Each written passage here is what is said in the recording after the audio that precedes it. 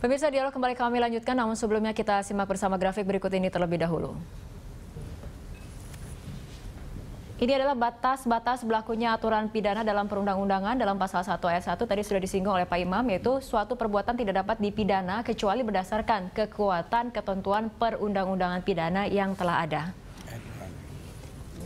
Di ayat kedua, bila mana ada perubahan dalam perundang-undangan sesudah perbuatan dilakukan, maka terhadap terdakwa diterapkan ketentuan yang paling menguntungkannya.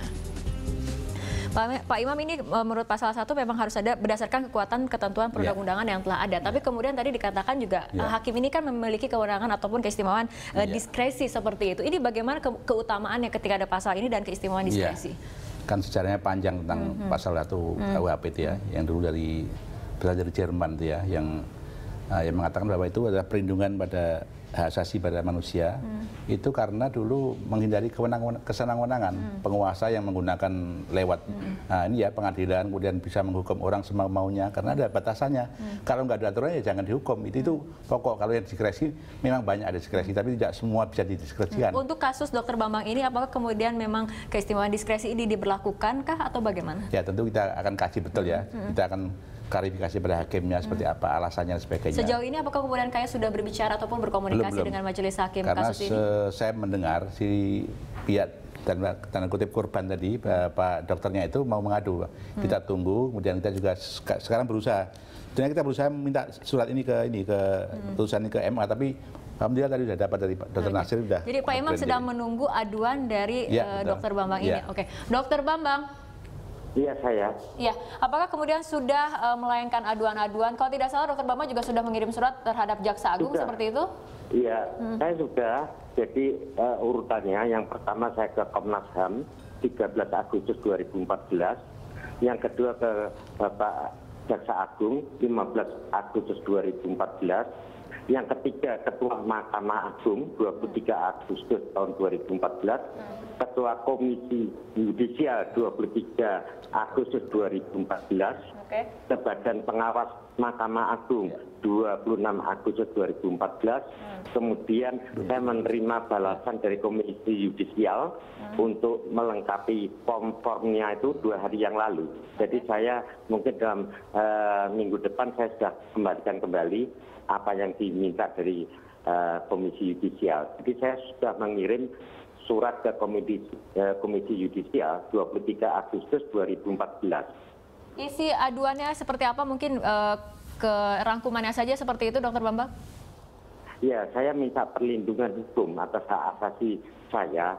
Apakah memang diberlakukan pasal yang sudah dicabut oleh MK, di mana pidana penjaranya sudah dihilangkan, masih tetap berlaku untuk saya. Saya minta perlindungan hukum, beri kesempatan saya jangan dilakukan eksekusi pidana penjara dahulu sebelum betul-betul terang benderang. Itu yang jadi pokok saya, beri kesempatan saya untuk jalur peninjauan kembali sebelum jangan terlalu cepat saya dimasukkan eksekusi pidana penjara sebelum saya masuk ke materi. Jadi kalau kita melihat itu materinya, terus saya telepon, saya ditanya oleh KY, telepon, dia suruh menguraikan pasal mana yang kira-kira 10 butir itu. Dan di sini saya tekan, saya sudah saya klarifikasi itu. Jadi pasal 10.1 dan 10.4. Jadi hakim harus mengambil langkah-langkah untuk memelihara dan meningkatkan pengetahuan, keterampilan dan kualitas pribadi.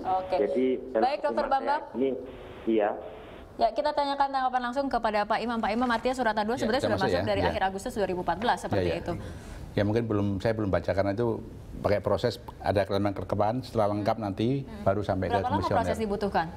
Ya kalau misalnya minggu depan segera dilengkapi, kita segera anotasi. Jadi kita kaji seperti apa. Kalau memang ada indikasi-indikasi, baru kita klarifikasi pada hakimnya. Tapi misalnya, ya saya kira menunggu kelengkapannya itu. Baik, Pak Nasir, bagaimana tanggapan Anda mengenai bergulirnya kasus ini dan putusan kontroversial dari MA? Iya, ada 3 hal yang ingin saya sampaikan. Yang pertama, saya mengikuti dengan cermat seluruh proses legal review tahun 2007. Setahu saya memang benar pasal 75 ayat 1, pasal 76 dan juga pasal 79 itu dibatalkan.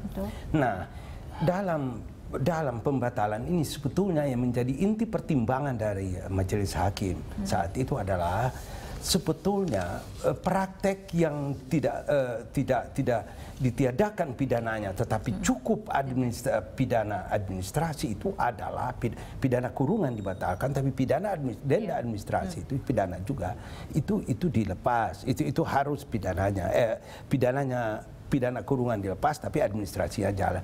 Sebetulnya itu pertimbangan untuk praktek dokter yang tanpa SIP atau STR yang sebetulnya dalam keadaan memaksa. Kalau praktek itu terencana, sistematis, menerima pasien, merencanakan dan sebagainya, itu tidak termasuk dalam pemahaman pasal 75, 76 dan 79 ayat 3 itu. Artinya untuk Dokter Bambang ini menurut Anda seperti apa? Ya kalau karena dia melakukan praktek tanpa SIP, tanpa STR, setahu saya tidak ada STR, atau barangkali saya salah membaca putusan ini ya. Tetapi kalau tidak ada SIP, di suatu tempat melakukan praktek, menerima, melakukan operasi dan sebagainya, dan itu juga sebetulnya tidak benar, itu juga pelanggaran. Menurut saya, itu juga kita harus lindungi hamnya publik, hamnya masyarakat itu harus kita lindungi. Artinya putusan MA menurut Pak Nasir sudah tepat? Menurut saya tepat. Oke. Itu pertama. Alasan saya kedua. Alasan yang kedua ditahan dulu Pak Nasir, kita lanjutkan di segmen berikutnya. Pemirsa tetaplah bersama kami. Prime Time akan segera kembali sesaat lagi.